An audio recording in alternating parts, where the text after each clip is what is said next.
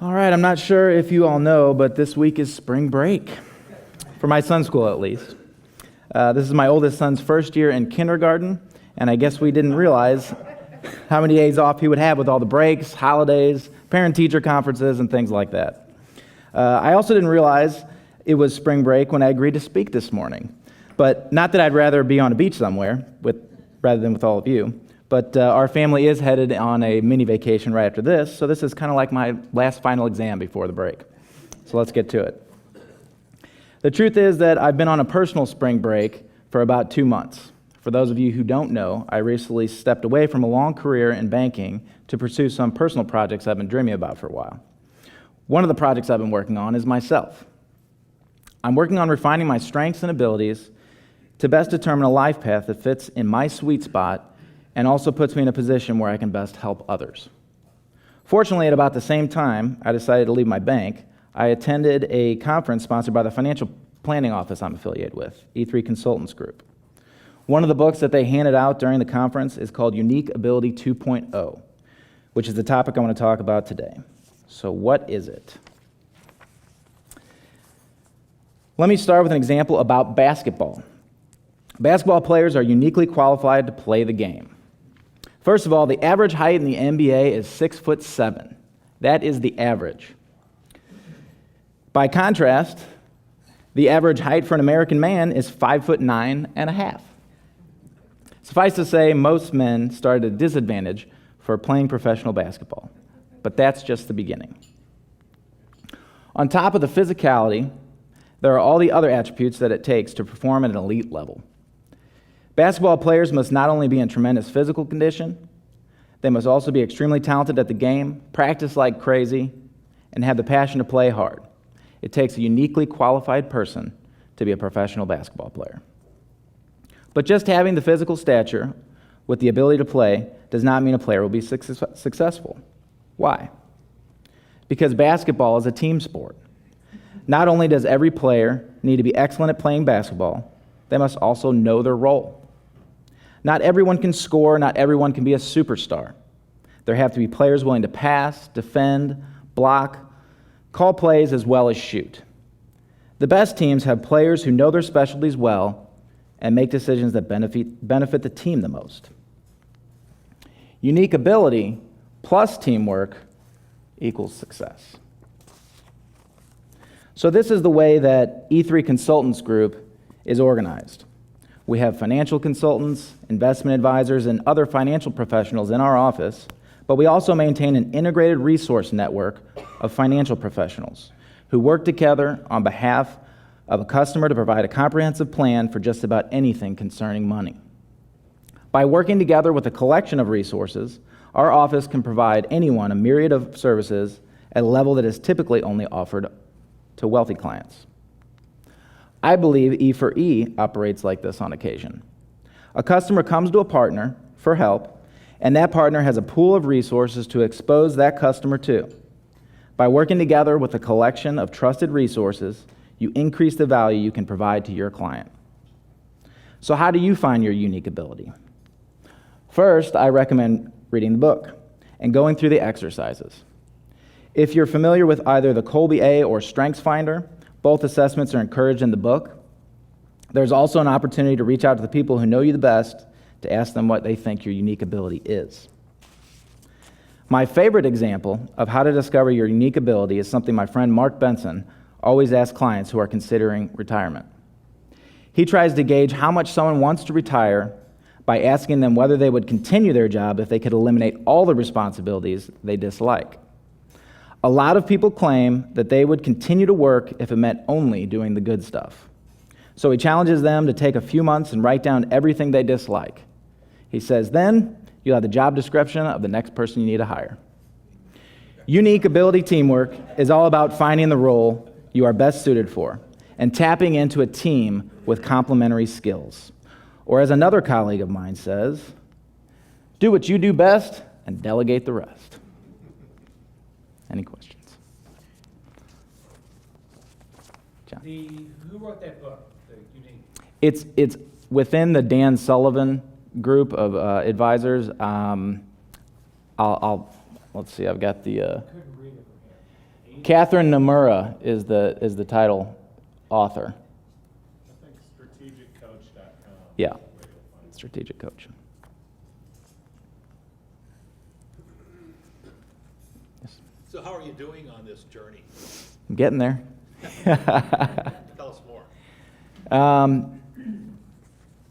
It's been fun. I mean, I've spent the last couple of months just kind of doing what I want to do and reaching out to people to make projects happen. You know, I had been sitting in a office for years, kind of confined by the walls that you make for yourself, and I had been coming up with these business ideas and projects and thought every one of them could be a billion-dollar idea. And so the process that I'm going through is putting the idea out there through my website, which is really just an organizational platform for me, and then I go out and find collaborators to see if I can get it done. So and some of them are moving forward, and some of them are terrible, but it's fun. I mean, some of them look like they might happen. Well, congratulations, and how can we support you? What can we do to support you? I don't know. Pay attention to the website, I guess, and And the website is? Yeah, what's the it's website? top50stl.com. Top50stl. Is it 50, spelled out? 50, yes. And radio show starts in April. I'm still figuring that out as I go too. That'll be on at 10 a.m. on Saturdays. You talked about this before, but did you talk about this today? No. Did I miss it? Do you have enough time to share what it is for people here? About top 50? Yeah. So top 50. So I challenged myself originally to launch a business every week for a year. And there's 52 weeks in a year.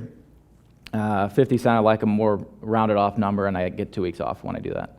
So I have the platform of launching a business concept every week for 50 weeks. And within my website, I have an economic development idea for St. Louis, a new business idea, as well as a featured book, restaurant, person, charity, and a quote. And then at the same time that I was launching this concept, all the negative news that goes on in St. Louis with, you know, Ferguson and Mizzou and just murders all the time and everything, it just seems like they drive negativity into our region all the time. So I parlayed the top 50 idea into highlighting the top 50 positive stories about St. Louis. So it's kind of my way of balancing the scales with what's going on in St. Louis. Dale. Yeah, Brian, do you have any suggestions for us on when you're developing a team, things that you look for that you think are essential to a highly functional team? For me, what I like to do is get in a group and spend a couple hours together and put as many roles and actionable items up on a screen or up on a dry erase board, and then see who wants to do certain things. It seems people are naturally suited towards their strengths. And if you get too many people wanting to do the same thing, then you kind of lose that complementary aspect to a good team.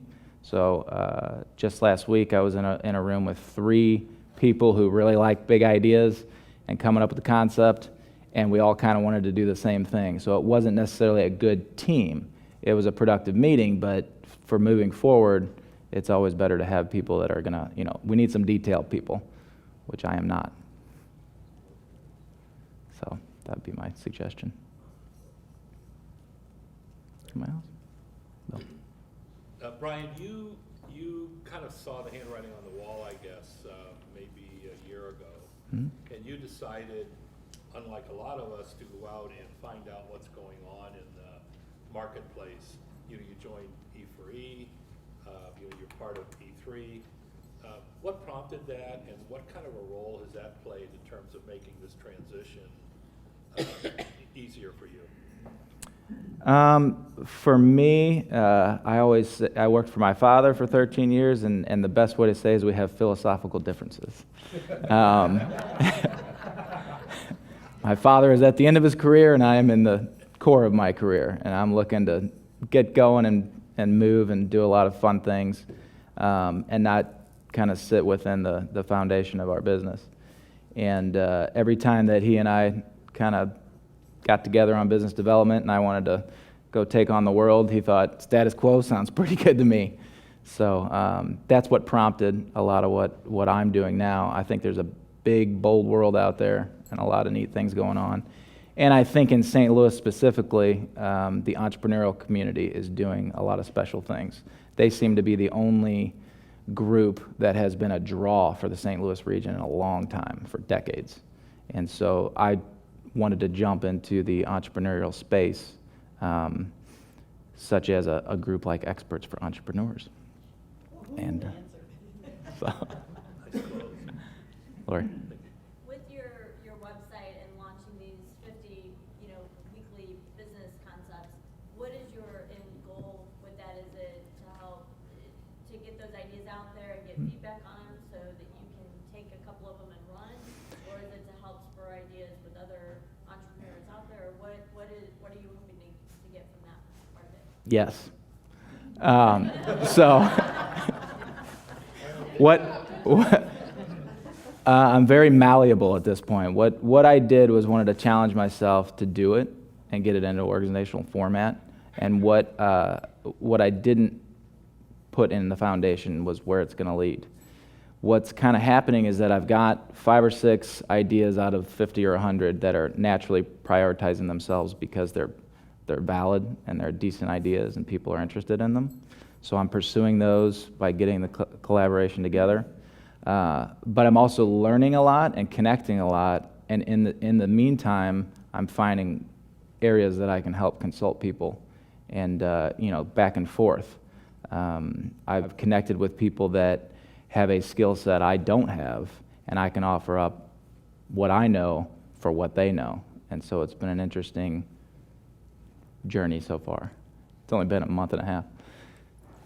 Yes, ma'am. How do you feel like your background in banking has complemented what you're doing today? I've got a lot of financial, information stored up in my brain, so I can put the platform together for, getting towards a revenue base at some point. Understand how businesses operate because I've been a lender for a decade, and so I've had the opportunity to see a lot of different businesses and understand them from the back end. A lot of times when you go and see people on the front end, they tell you exactly what their business seems like it does. But from a banking perspective, you get to see what it actually does. So that part is very, very good to know. Yes, sir. These aren't the words you use, but you describe this as kind of your own personal journey. So in the last month and a half, what is the one thing you've learned about yourself? I like too many things. I've got a varying degree of interest in these projects, and they're not necessarily related, which interests me a lot. But focus is where I struggle the most, and so I'm trying to get my projects focused. I don't know, I'm having a lot of fun doing it, but that's kind of what I've learned the most about myself, is not to go too big. So, but that's all the time I have. Thank you guys very much.